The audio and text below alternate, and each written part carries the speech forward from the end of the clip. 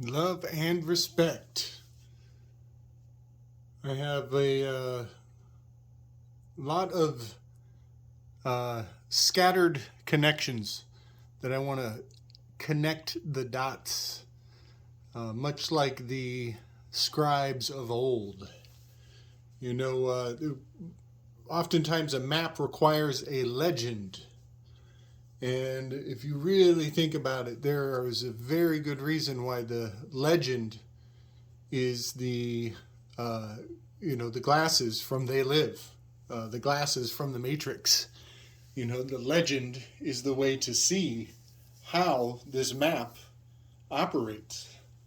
So I want to put this legend forward. Uh, Before I go too far, let me apologize for my handwriting. Uh, I did this while it was on the wall. It's not my, it's not my fifth grade handwriting. I'm regressing a little when I had to write my name on the chalkboard. So let's put the two pillars into play here.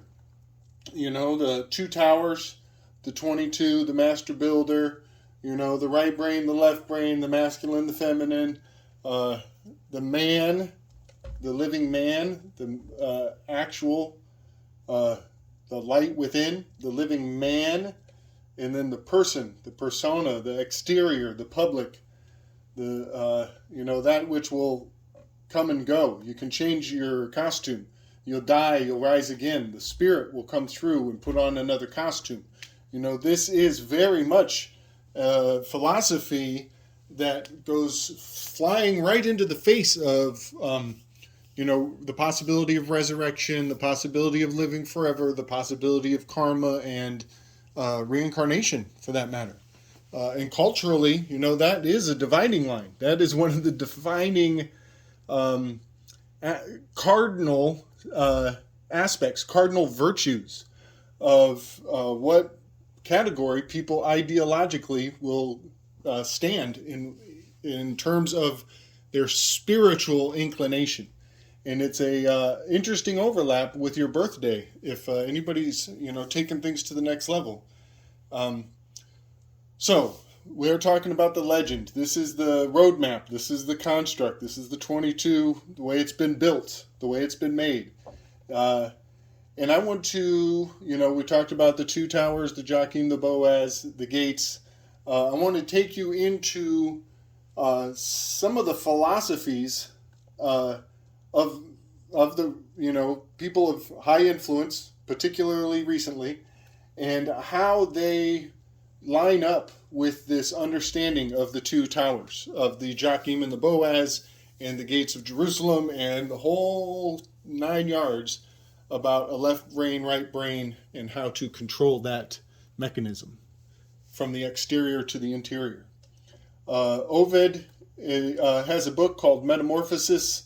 It is all about the story of the sky clock and bringing these heavenly myths, these heavenly legends down to earth, from above to below, from the public into the private. And what he did when he wrote Metamorphosis, when he wrote his first trilogy.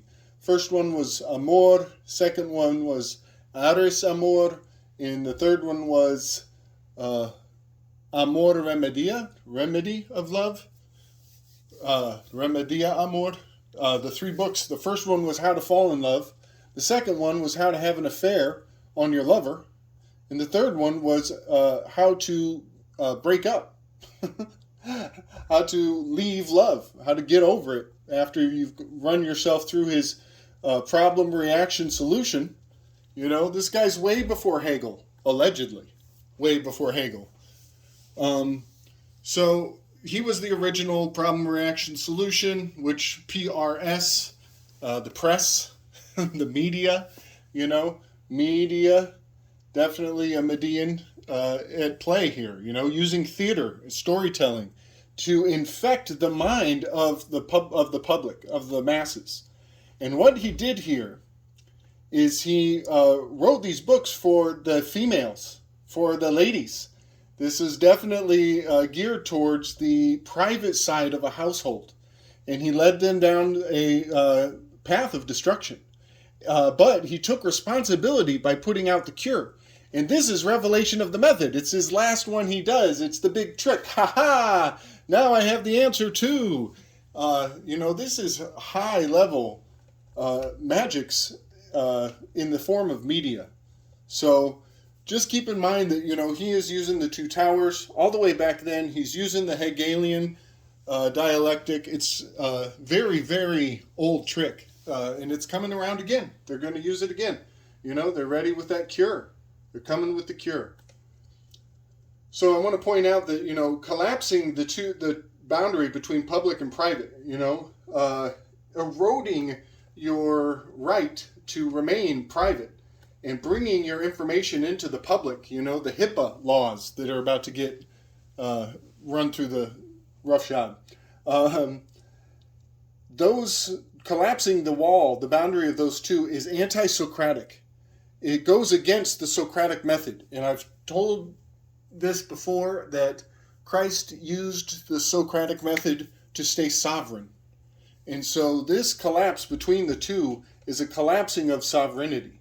And the Socratic method is key to that. And, the Stoics are also a great example of powerful, simple philosophy, very straightforward, that upholds this construct. The house does not collapse. They remain the master builders of their household, of the structure of a system of life, philosophy of living. So Ovid was very anti-Socratic, very anti-Stoic, and Burning Man 19, the grand end ritual, the theme of Burning Man 19 was metamorphosis. And Burning Man 19 has much to do with love, the art of love, and the cure for love. And I want to point out that having him in his anti-Socratic, anti-Stoic philosophy exalted the year before the shit hit the fan with that number 19 on the end, sure sounds like a spell to me. And I just want to point out, there's a cure for love going around right now. It's called 6 feet SD. 6 feet of SD, social distance. Well, S and D, that's a 1-4. And a 1 and a 4 breaks down to a 5. And here we have the hypostasis, the hypostatic alchemical wedding, the 5 to the 6 I've talked about before. All right. So his name translates Ovidius Publius Naso. It translates literally publicly snubbing the sheep. Quite a character here. Quite something to read, I'm not used to reading books of people that I dislike so much. It's something else. But he is talking about, divine forces having intercourse with humans, and genetic manipulation. Some of these humans are turning into animals. It is crazy. It's psychedelic, to say the least. And it was written, allegedly, in the years 8 AD. I don't believe that, by the way. I got a different timeline for things. Anyway, Anthony Stephen Fauci is quite the anagram, Anagram, enchanting you fat sheep.